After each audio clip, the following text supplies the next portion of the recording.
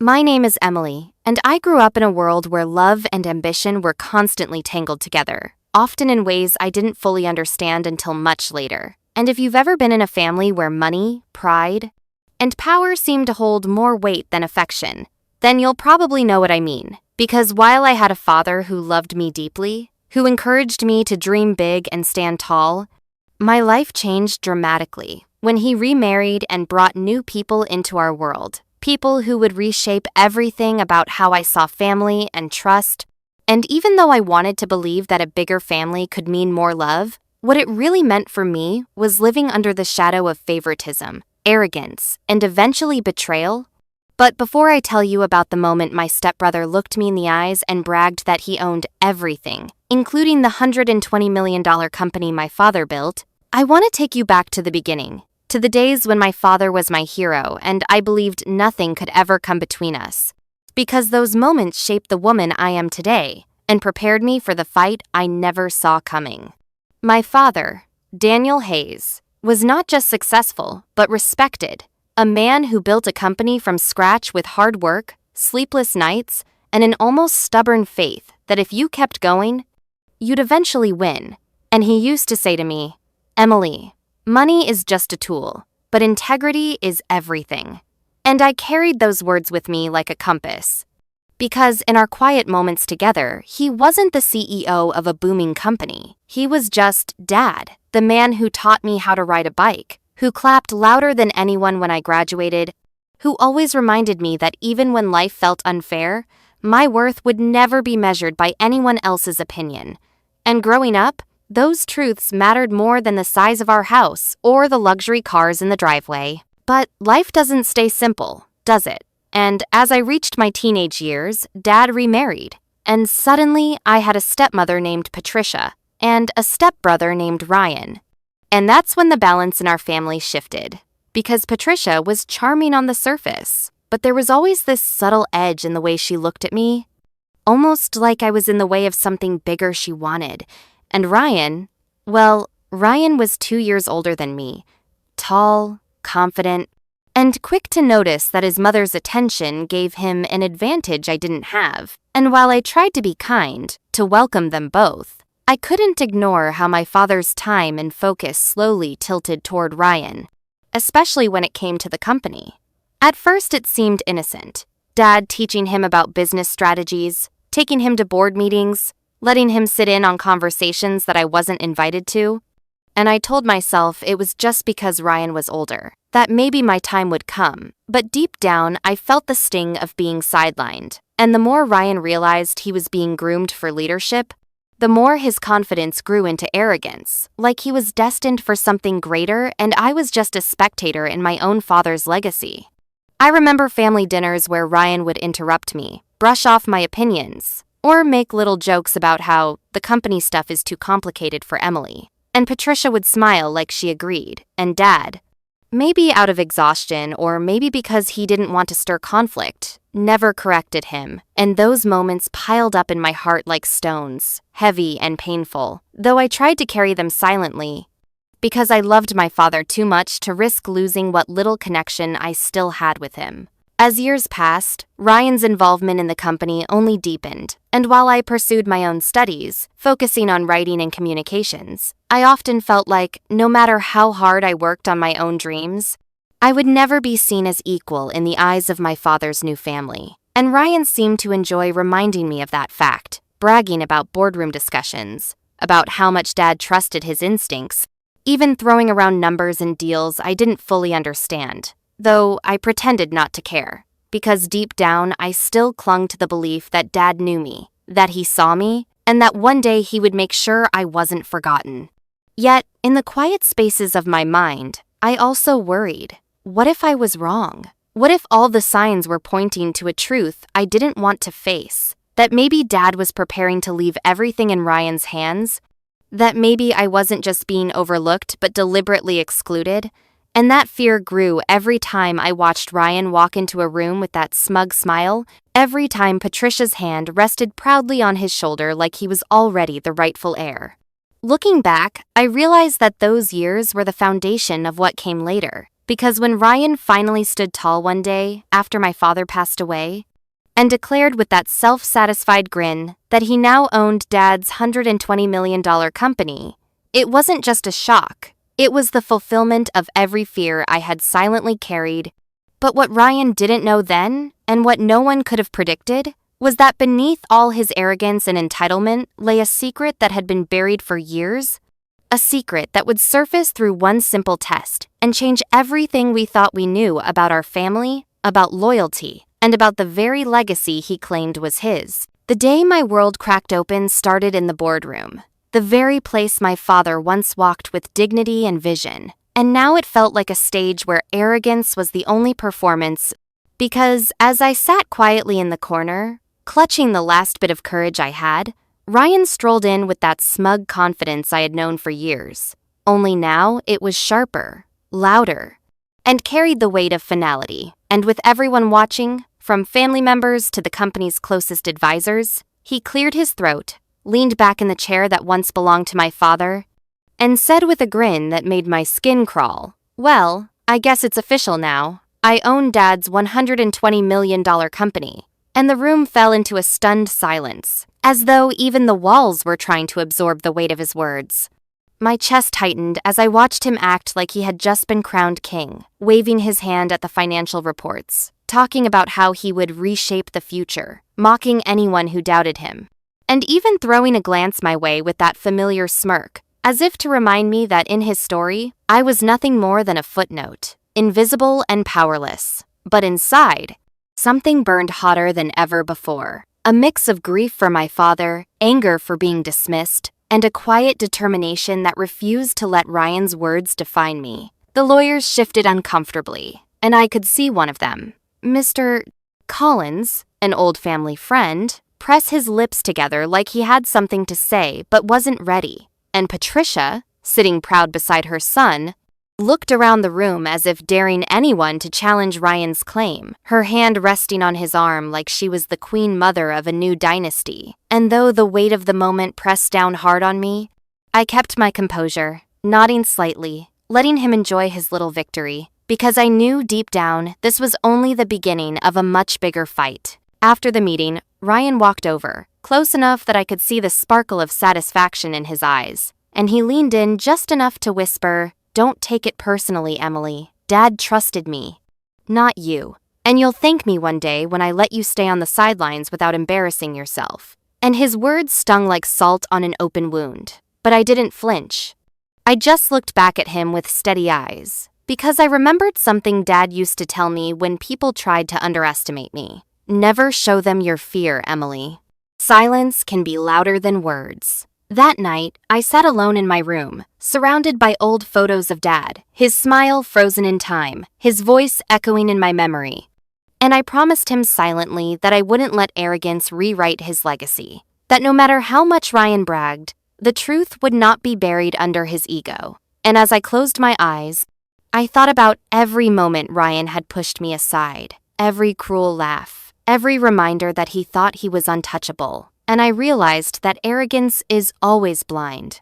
Blind to the cracks in its own foundation. Blind to the truth that lies quietly beneath the surface, waiting for the right time to rise. And I knew then that the story wasn't over. Not for me, and certainly not for him. In the weeks that followed, Ryan wasted no time stepping into his new role, as if he had been waiting for this moment his entire life. And the change in him was both immediate and suffocating. Because suddenly the house was filled with meetings, loud phone calls, and late-night celebrations where he boasted about deals I barely understood.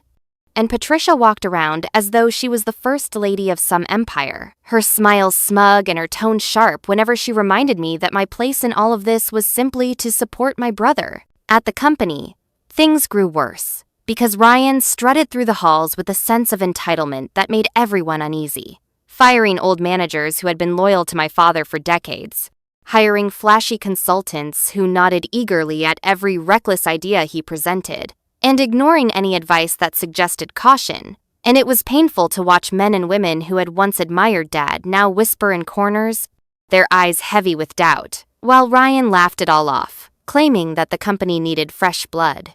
Meanwhile, I tried to keep my head above water, balancing my own career and my grief. But every time I turned on the television or opened a business magazine, there was Ryan's face staring back, his interviews filled with empty words about vision and growth. While he privately mocked the very foundation my father built, calling it old school and outdated. At home, his arrogance grew sharper, cutting into every conversation, and one evening at dinner he leaned across the table with a glass of wine in his hand and said, "Emily, you should be grateful I'm even keeping you around. I mean, what do you really bring to the table here? Dad trusted me, not you, and that's the truth you'll have to accept." And Patricia nodded beside him like it was gospel, her eyes glittering with triumph. But I kept my calm, because while his words hurt, they also fueled a fire inside me, a growing sense that something didn't add up, that his claim to absolute control wasn't as unshakable as he believed. I noticed small things, like the way Dad's longtime attorney hesitated whenever Ryan mentioned inheritance papers, or how an old family friend avoided direct answers when I asked about the company's future, and in those moments, I felt tiny cracks forming in the story Ryan was trying to cement as truth. The harder he pushed his narrative, the more I began to suspect that not everything was as it seemed. And while he paraded his new status like a crown, I quietly started paying attention, gathering whispers and listening closely to the things left unsaid.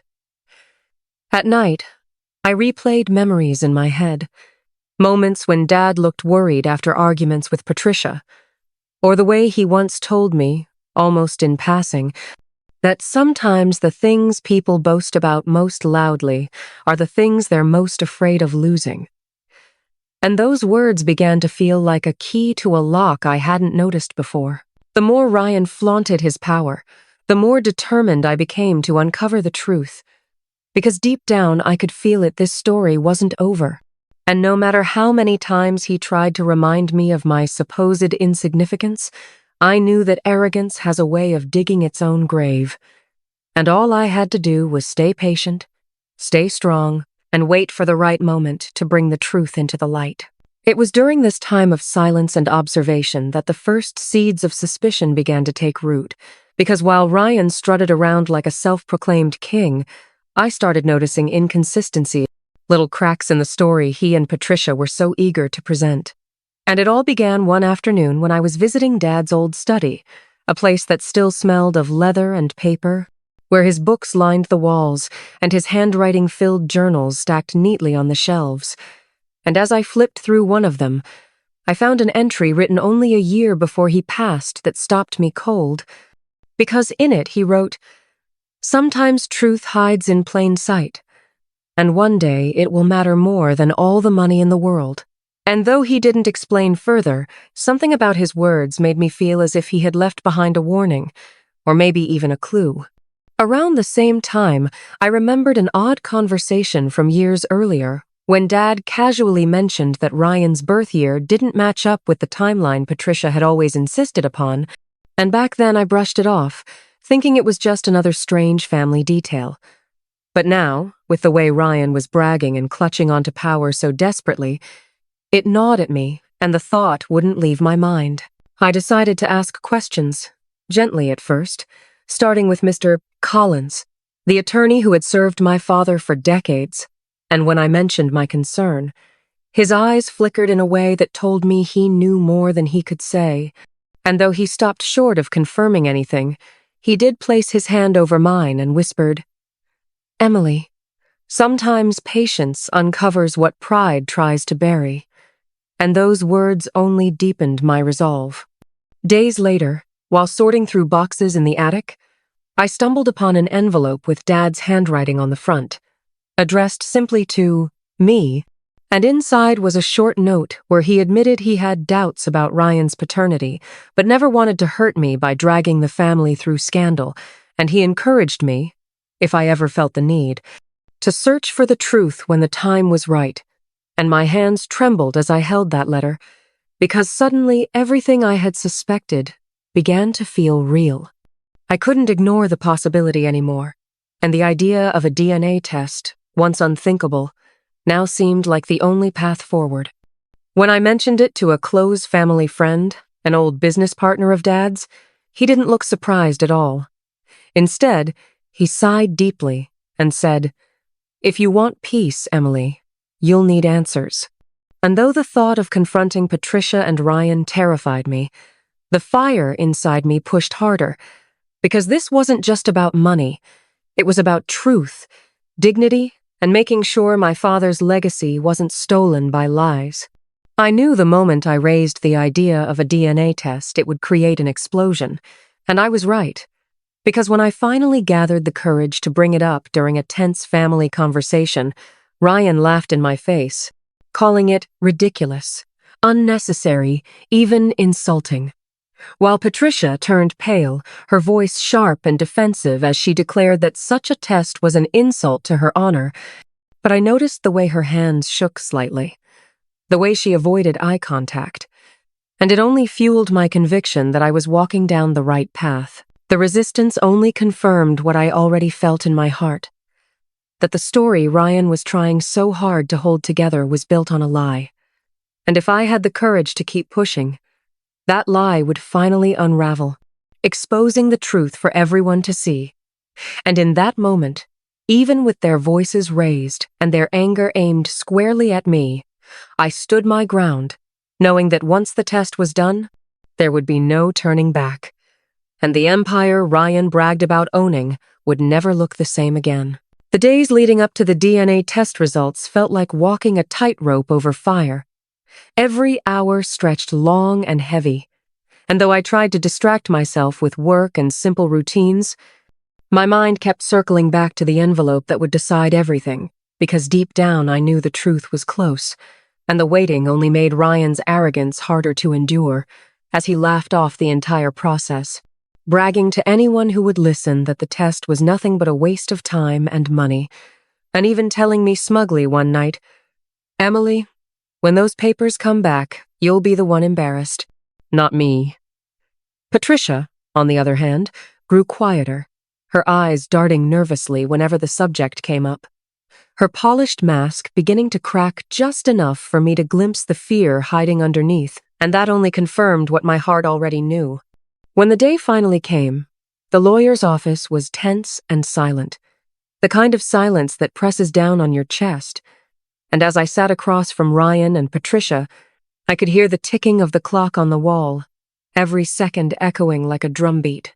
Mr. Collins, calm as ever, opened the envelope slowly, his hand steady even though I knew he understood the gravity of what he was about to say, and when he cleared his throat, I held my breath so tightly it felt like my lungs might burst. "The results are clear," he began, his voice even, but the words that followed hit the room like a thunderclap. "Ryan Hayes is not biologically related to Daniel Hayes." For a moment, the world stood still, and I watched as the color drained from Ryan's face, his confident grin collapsing into shock, his mouth opening and closing like he couldn't find the air to speak, and Patricia gasped audibly, her hand clutching the edge of the table as though she needed something solid to hold on to. I felt a wave of emotions crash over me all at once. Relief, vindication, sadness for the years of lies, and a deep, almost painful love for my father, who had tried to shield me from this truth while he was alive. Ryan stammered, shaking his head, muttering that there had to be some mistake, demanding a retest, his voice rising in desperation. But the evidence was there, in black and white, undeniable, and no amount of shouting could erase it. Patricia tried to interject, her words stumbling over excuses about loyalty and family, but her trembling hands betrayed her, and everyone in that room knew that the lie they had built their lives around had just collapsed. For me, the moment wasn't about triumph in the sense of victory over them. It was about finally standing in the light of truth, about knowing my father's legacy had not been stolen. And as I sat there, breathing deeply for the first time in what felt like years, I realized how powerful silence could be, because I didn't need to gloat. I didn't need to throw Ryan's own words back at him. His shame was written across his face in a way that words could never capture. The lawyers began to discuss the legal implications, how the inheritance and the company's control would be restructured now that the truth was revealed. And though Ryan kept fighting, his voice breaking with anger and disbelief, I could see the empire he had built in his imagination crumbling with every passing second. For the first time, I looked at him not with fear or resentment, but with a strange kind of pity. Because I understood something he never did. Power built on lies will always fall, and arrogance always blinds you to the truth that's been waiting patiently to surface. Walking out of that office, the sun felt warmer on my face, the air lighter in my lungs, and though I knew the road ahead would be filled with more battles and paperwork, the hardest part was over, because the truth had finally been spoken aloud, and it could never be taken back again. Life after that turning point was not perfect, but it was honest, and that honesty gave Emily a sense of freedom she had never known before. She no longer lived with the constant fear of being misunderstood or judged, because she had finally learned to speak her truth with courage, even when her voice trembled. The people around her responded in different ways. Some embraced her honesty and grew closer, while others quietly drifted away, but she realized that this was part of life's natural flow. Not everyone is meant to stay, and not every relationship can withstand the weight of truth, yet the ones that did became deeper, stronger, and more meaningful. Emily discovered that real love, whether from family, friends, or even from within, was not built on silence, sacrifice, or pretending everything was fine, but on the willingness to share both light and shadow. With every day that passed, she grew more at peace with her past, more forgiving of her mistakes, and more hopeful for her future. The old wounds still left their scars, but instead of hiding them, she began to see them as reminders of her strength, as proof that she had walked through fire and survived. And in that quiet realization, Emily knew she was no longer defined by pain, betrayal, or loss, but by the resilience, courage, and love she chose to carry forward. In the end, family drama is something we all face, but it doesn't have to define who we are or how we live. What matters most is how we respond with honesty, courage, and a willingness to heal. Today's story reminds us that even in the hardest moments, there's always a chance to grow stronger, rebuild trust, and create healthier relationships.